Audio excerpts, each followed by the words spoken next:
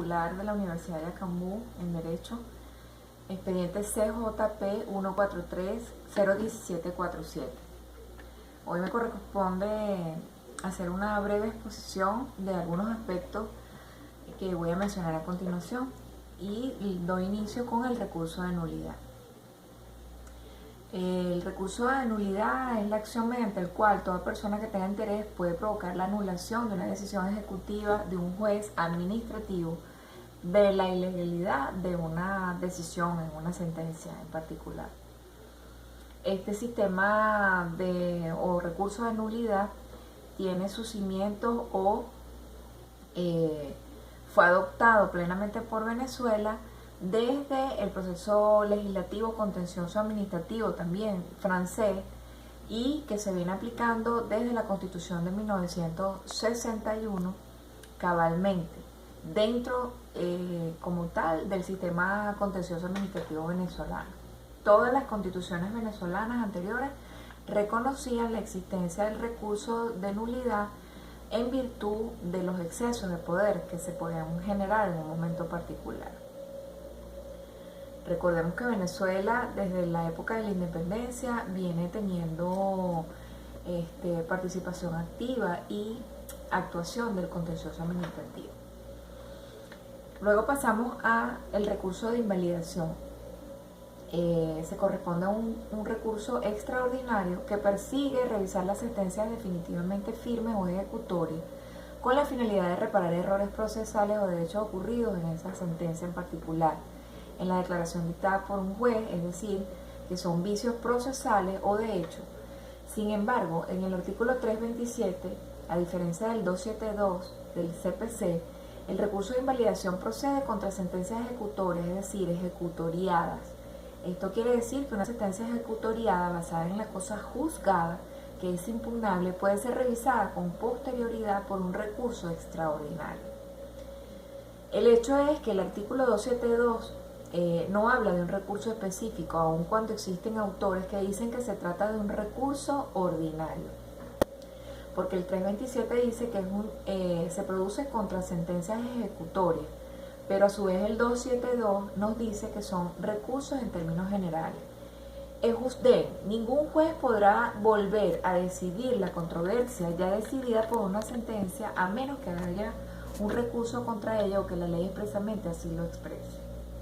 Dentro de los causales de invalidación, de acuerdo al artículo 328 del CPC, nos vamos a encontrar la falta de citación o el error o fraudes cometido en la citación para la contestación de la demanda de menor entredicho o inhabilitado, la falsedad del instrumento en virtud del cual se haya pronunciado la sentencia declarada dicha falsedad en juicio penal, la retención de poder de la parte contraria en el instrumento decisivo a favor de la acción o excepción del recurrente o acto de la parte contraria que haya impedido la presentación oportuna del instrumento decisivo, la colisión de la sentencia con otra pasada en autoridad de cosas juzgadas, siempre que de no haberse tenido conocimiento de la primera, no se hubiera alegado en el juicio de la cosa juzgada, y finalmente la decisión de la causa en la última instancia por un juez. Esta invalidación se da contra sentencias que, aunque ajustados a la ley, resultan contrarios a la verdad y a la justicia, por haberse seguido en esos juicios o pronunciado en las sentencias por un error de hecho propiamente dicho, es decir, por un error en que se haya incurrido, no por indebida o falsa aplicación de un hecho perfectamente ampliamente conocido. Pasamos entonces al recurso de la revisión. Es un medio extraordinario de impugnación de carácter excepcional por medio del cual se somete a la consideración del juez constitucional una controversia ya resuelta con anterioridad por un tribunal de la República mediante sentencia pasada en autoridad juzgada.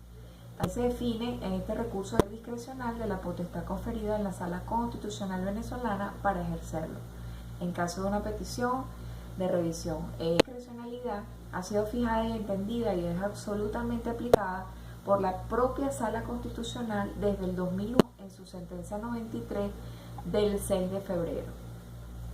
La voy a leer textualmente. Dice: no está en la obligación de pronunciarse sobre todos y cada uno de los fallos que le son sometidos a revisión. Por lo tanto, sigue diciendo que puede caso desestimar la regla sin motivación alguna, cuando en su criterio constate la decisión en nada contratación de la norma y los principios constitucionales. Pasamos a las medidas para garantizar el resultado de un proceso y asegurar el cumplimiento de una sentencia en particular, evitando la frustración del derecho del peticionante que deriva. Es la concepción más de las medidas cautelares, que llamamos conservativa, como también procesos o procedimientos haciendo alusión a la forma de obtenerlas. Las características que tienen las medidas cautelares, que son la accesoriedad y la provisionalidad.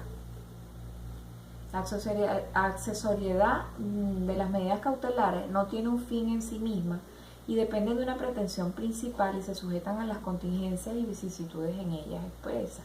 Esta nota de accesoriedad existe en todas las medidas cautelares, incluso en aquellas que han dado lugar a denominarse autónomas. La provisionalidad en este sentido habla de la nota más distintiva en todas las medidas cautelares, aquella que encuentra coincidencia en la gran mayoría de los autores. Las medidas cautelares pueden modificarse o suprimirse si cambian las circunstancias dadas en el tiempo de haber sido decretada. La responsabilidad derivada del otorgamiento de una medida cautelar. Las medidas cautelares comprometen en primer término al sujeto, a la persona física o jurídica a favor de quien se ha dictado la sentencia. Tiene una caducidad, como cualquier tipo de proceso. El procedimiento cautelar está sujeto a una caducidad en caso de no instarse a la correspondiente instancia dentro de un plazo legal que transcurre desde 6 meses, pero esto está instaurado legalmente y como procedimiento en el Código de Procedimiento Civil. Habla también de la extinción registral. Paralelamente a la extinción de las medidas cautelares por caducidad ordinaria, esta otra modalidad, la cual es la inacción, que no tiene relación con la interposición de la acción o el abandono del proceso. Está fundamentada en el artículo 701 del Código Civil y que dispone que las medidas cautelares se extinguen de pleno derecho a los 5 años de la fecha de su anotación en el registro respectivo. Pasamos a la sentencia. La sentencia se define como un mandato jurídico individual concreto creado por el juez mediante un proceso. Se acoge o rechaza la pretensión de valer en una demanda, una pretensión que nace desde el desarrollo y la creación del nivel de la demanda, donde se hace una narrativa de hecho y lo que se corresponde a las pretensiones de las partes. Uno de los autores habla que la sentencia es el acto procesal emanado de los órganos jurisdiccionales que deciden la causa a puntos sometidos a un conocimiento en particular. Tiene varias formas de ejecución, voy a mencionar 3 o 4, entre ellos está al pago del Código de Procedimiento Civil, que si la condenatoria hubiera recaído sobre la cantidad líquida de dinero, el juez mandará a embargar los bienes o propiedades del deudor que no excedan del doble de la cantidad y costas por las cuales se siga la ejecución. Se produce a su vez un embargo ejecutivo que solo puede ser decretado en la fase de ejecución de la sentencia y las cosas muebles e inmuebles, por lo cual este tipo de embargo es el que será objeto del estudio. Dado por un juez de la causa, y este juez que dicta sentencia en primera instancia establecido en el artículo 535 del Código de Procedimiento Civil venezolano, cuando la cosa embargada fuere un inmueble o el derecho que tenga sobre lo ejecutado, el juez participará de oficio en el embargo registrador del distrito donde está situado el inmueble. También hablamos de la sentencia en la entrega de una cosa, que lo dispone del Código de Procedimiento Civil. Si la sentencia se hubiera mandado a entregar alguna cosa mueble e inmueble, se lleva al uso de la fuerza, si así necesario. Si no se pudiera haber habido la cosa mueble, podrá estimarse su valor a petición del solicitante, precediéndose entonces como si se tratara de dinero. También habla de la condena cuando se concluyen los contratos, que está establecido en el 531 del Código Procesal Civil. Si la parte que resulta obligada, según la sentencia, a concluir un contrato no cumple su obligación y siempre que sea posible no instituir el contrato, la sentencia producirá los efectos del contrato no cumplido. Si se trata de un contrato que tiene por objeto la propiedad de una cosa determinada o la constitución o la transferencia de otro derecho, la sentencia solo producirá estos efectos si la parte que ha propuesto la demanda ha cumplido con su pretensión, de lo cual debe existir una constancia auténtica en los autos. Finalmente vamos a hablar de 2 aspectos que se corresponden al justiprecio y al remate.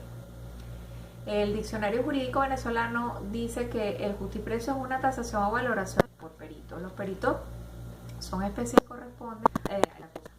Entonces, es variable para diversos actos pago de medidas, expropiaciones forzosas.